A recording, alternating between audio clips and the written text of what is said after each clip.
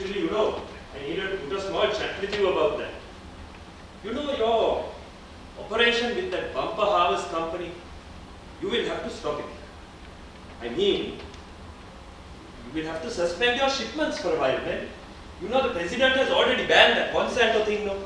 Now, if someone comes and says that you are also importing something like this, there's nothing that I will be able to do to help you. You understand? I say, you listen here, man. He has banned it. It is not good for the people. There is nothing that we can do to change the president's mind now.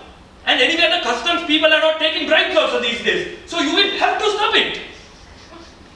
I say, you think I'm not making sacrifices here? I sold all my jump pits. Sold them all for a bloody song. The day after that, a mother found a 200-carat blue sapphire in there. So how is that for a sacrifice? No. Now I am going into ecotourism. You see, our Ratnasiri, he got the tourism ministry, so he will help us. I can put in a small word for you also if you like. Anyway, the story is this. 6 months. 6 months. Within 6 months, you can start it again. In that 6 months, what you do is you go to that bumper harvest company and tell them, change the name of the product, change the packaging, and alter the ingredients a little bit. Then we can issue the license again. 6 minutes later, you can start it again, okay? But now you must stop. Okay? Okay, bye. No. You have to start inculcating these values from the time children are small. And I don't believe there's any such thing as too young. Like, I'm a big believer in the power of a name and the influence it has on the character of a child. Now, my husband and I were very careful when it came to choosing the names. Actually, I'll share something personal with you because I think it's important that you try and understand. When my husband and I decided to start a family, it was really important for us to pass on the love that we have for the earth to them. So we decided that we would name them according to the places in which they were conceived. So, meadow, forest, and canyon. Now, little Canyon is almost 3 years old. I know, I can't believe it either. Time just flies. But anyway, what I was getting to is this tradition that we have. Now, every year on their birthdays, we plant a tree. And we want to make this really experiential for the little ones. So what we've done is, it's all based on whatever book they're reading at the time. So say the book is from Japan. We all fly to Japan. We buy a tree that's native to that country and we bring it back here and we plant it on my husband's family property up in Aurelia. Yes, it is. Generations now. Anyway. Now we have about 50 of these trees because we've started planting them on our birthdays as well. And it's like a little forest. 4 little forests. I'm just so glad that you asked me because I'm just so passionate about these things. I mean, I know the word warrior is a bit much, but ultimately, I am that. I mean, the environment, everything we do, our impact every single day. That's what I'm talking about. That's what I'm passionate about because I guess I'm just that kind of girl. Now take food, for example. I won't buy the food that has that air mile sticker on it because it means it comes from like a far-flung place. Asparagus from Peru, mushrooms from Italy, and no thank you, only locally grown and organic for me. Okay, I mean, I guess there are exceptions to the rule, like, hello, basmati as risotto is just not going to cut it. So for the most part, locally grown and organic. I mean, that's why I love shopping at the good market, because if you've been there, you know how incredible it is. Yes, I mean, all these people come from all over the island to sell their locally grown, gorgeous, handcrafted little wares. I mean, it's straight from the village. It's really cool. There's this guy who sells the sun-dried tomato beetroot chutneys. I think he comes from like Taluatagoda. But you know, it all starts with education. And I really don't know what they're teaching children in school these days. I mean, I know they have a class called the Parisarya class, but I don't know actually what they're teaching them in it. Now, a while ago, my oldest Meadows. She must have been about 5 at the time. She came back from school in tears. And I said, what happened, darling? And this is what happened. I'll tell you the story. So apparently there's this cockroach running around in the Paris Sunday class, mind you. And the teachers, God only knows where they hire these people from, promptly takes off her slipper and gives her one good smack. Now this poor, disgusting creature is splattered all over the classroom floor. And my 5-year-old is traumatized. Why? Because my children have never seen a life being taken. Every creature, no matter how small, is valuable. So I went straight to the principal. And I said, look here, this won't do. I want to start an environmental club. And I did. Now I have to say, I'm a little disappointed by the turnout. And we've tried lots of things, but it's these mothers. These mothers don't want to encourage their children. So you say hiking, nobody comes. Well, they don't want to walk. Mothers don't want to walk. They're teaching their children not to walk.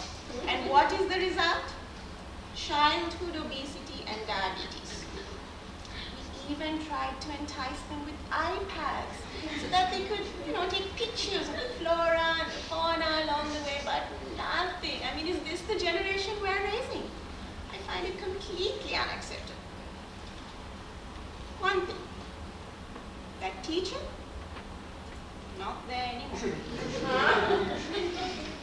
Hello? Yes, I would like to speak to Miss Welandawe-Prematilleke, please. This is the Honorable Minister, STUB Amarasinghe. No, this is not the Minister's Secretary, this is the Minister himself. Thank you.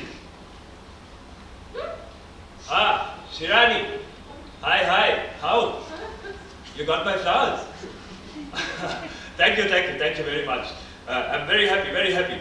Actually, that is what I wanted to talk to you about. You see, as I am being appointed Honorable Minister of the Environment tomorrow, I thought I want to send a good, strong message out to the public. I will give you an exclusive story. The story is this. I am going to ride my bicycle to Parliament tomorrow.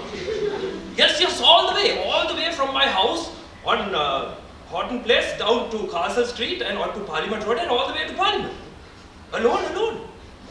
She, no one will have to push me. Mrs. Welandawe-Prematilleke, please. Serious matter. Now, I want to tell the people to use green energy. Apema kayaka shakya indana balaya paradavai. So this is a very, very strong, good message. Am I right? Yes, so help me please and do this story. You must put a big picture. Otherwise, nobody will believe that a minister is riding a bicycle to Parliament. You send your photographer to Parliament Road any time before 9 o'clock and you tell him to wait there. Then he can catch me on my way to work. You tell the bugger to focus on my face, right? Then you tell your writers, put a suitable caption for that. Minister setting good example. You all are the experts now, I will leave that to you. Yes. Okay. But, so now you will do the story, huh? I don't have to call the observer, no? Okay. Thank you. And you have a wonderful day, Miss Welandawe-Prematilleke. Okay, bye.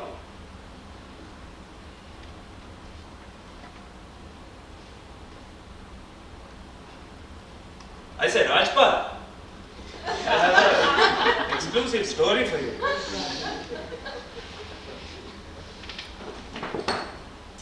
So, when I was backpacking through South America, we had just gotten into the Amazon jungle. Oh my God, the way these people live. I mean, we can learn so much.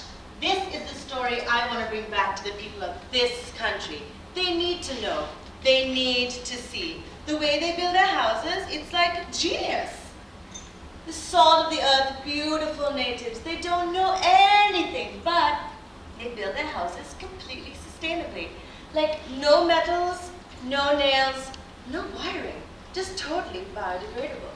So anyway, when I came back, I was started interning at my best friend's dad's company, Uncle Keith. I call him Keith for short. Anyway, he's in aviation. Small planes, private jets, helicopters, super cool. And what? Oh, I know it's flying and he feels really, really bad about it, but he's not a hypochondriac. He knows he has to offset his carbon footprint. Anyway, between you and me, Keith and I, well, a lot of influence over him. Like the other day, we were having dinner and it was like me, my girlfriend, Keith, his sister. She's so amazing. Anyway, he was telling us about this villa he's building in Tangor. It's like a small scene, 8 bedrooms by the bay. And I was like, Keith, you have to build this house out of totally natural, biodegradable materials. Just wood. No metals, no nails. Just wood. Go back to the earth. And he was like, that's a great idea. So, I'm now helping him find an architect. You know, the other thing that's really apparent in all of this is class distinction. I mean, the poor people, they just don't care. And they don't care to listen, and they don't care to be educated, but we try. We try. We must try. It is our duty because we have the privilege of knowledge, and we need to pass it on to those less fortunate. Now, remember I was telling you about my husband's family property? Our place? Yes? Okay, good. So what we've done there is we've got this eco-friendly building. Everything is recycled, and it is beautiful, beautiful. We plan on retiring there someday. But for the moment, we're giving it out to people who want to experience a real reconnection with nature. Not just a holiday, mind you. That's important. But what we're really doing is we're educating the local community. So all the estate workers come in, and of course they have to do the cooking and the cleaning and all of that. But we're teaching them English. And more importantly, we're teaching them about preserving the planet and recycling. Now, follow-up is very important. So we do these spot checks just to make sure that they're transferring these values that we've given them in their daily lives. I mean, what do their homes look like? That's what's important to see. And you know, anyway, thanks to this forest of ours, we are bringing the world to them. I mean, what an experience. They get to see trees from all over the world. Now, some of these trees haven't quite taken, and it's a little disappointing because they're dead. But some of them are still there. Malini! Malini! Come, bring the children also and come, we have to have a small chat. Have you seen this? Huh? Have you seen this? Just look at what they're saying about me, men. And this bloody photograph. My security and my bloody defender are bigger than me and my bicycle. Just look at these men. Just show the children also. Sit. Now, as you know, I am no longer an MP. I am now a member of the cabinet and the Honorable Minister of the Environment. So, I have to be seen doing good things. And as a family, we have to offset our carbon footprint. So, we will start with you. Now, Malini, no more sari shopping sprees in Chennai. Right? No, of course you can go, but you can't take your whole gang of friends and go like you're going for a party. Right? You tell the buggers to come and join you there, then you can do whatever you want. But you have to be discreet here. Now the other thing is your Prado. That is also not discreet. So we will get rid of it. We will give it to Lal Laya, he will look after it for us. I will get you a brand new Prius. Now you put up. I know you love the Jag, but a boy like you driving around in a Jaguar is going to cause unwanted questions for me. I am selling it. And you do it for the same reason your RAV4 will be sold. For all three of you, I will buy a brand new Prius each. Right? All three cars will be green. So that even if we go out our separate ways, people will think there is only one car. Now that is one thing. Now the other thing. Even though you all are getting 2 new cars, you cannot drive your cars to school anymore. People will say we are wasters. I'm sorry, you will have to take a bus. You say, do you think I will ever send you in a public road bus, man? I will get you your own bus. The bus will come here. You get in, you can call all your friends also, you all get into the bus and go to school. But don't tell anybody this is your bus. You all get down, the bus will continue like it is going to Maradan. Then at 2 o'clock the bus will come back again to pick you up. Right? You get in, come home, end of story. I am sorry, but this is the way it has to be.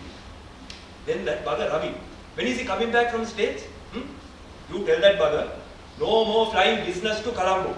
Right? Actually, you tell him, no more flying to Colombo. You tell him to fly to Chennai. In Chennai, I will organize him a limo to take him down to Rameswaram. In Rameswaram, the bugger has to get on a ferry and come to Manor. Then I will send the press to meet him. Not these buggers, I will send the Sunday leader. When they see him coming like a poor bugger in the ferry and getting off and jumping into a bus to come home, people will realize what sort of eco-friendly family we are. So the villa is ready, and basically he's gone all out. But then Keith always does. So anyway, we're celebrating by having a party, to celebrate the project and the building. And it's like a small scene, good friends and family only, really intimate, 180 people. And we were in the planning phases, and I was like, boom! Let's make this a fundraiser. Because the villa is in a tiny village near Tangol, remember? And there are all these villages there. And they could really use with some mentorship and some guidance. And I really want to put back into the community, because that's our job. So I thought, let's invite them to the party. So we're going to put this beautiful setup adjacent to the platform and marquee that we'll be under. And I've ordered in their own food, like string hoppers and vade, because they're not going to be into the food that we're eating, because it's too rich for their diets, So they'll be here and we'll be up here. And then everyone who comes has to buy a ticket. It's like 10 grand a pop. 5% of that goes back into the community. It's fabulous. And then I thought, what if you could do more? What if you could go further? What if you could adopt a person or a family from this village? Because when you think about it, if you adopt a tiger from Africa, you never get to meet the thing or pet it. Same with those Save the Children charities and wherever. No, here, you can see them from the platform. And you can pick which ones you want to help based on their personality, their demeanor, the way they're dressed. Really pick the ones who appeal to who you are and what's important to you. That's what I'm talking about, being a real agent of change. And I came up with that myself. I am basically going to be a vessel for the positive impact on the environment around me.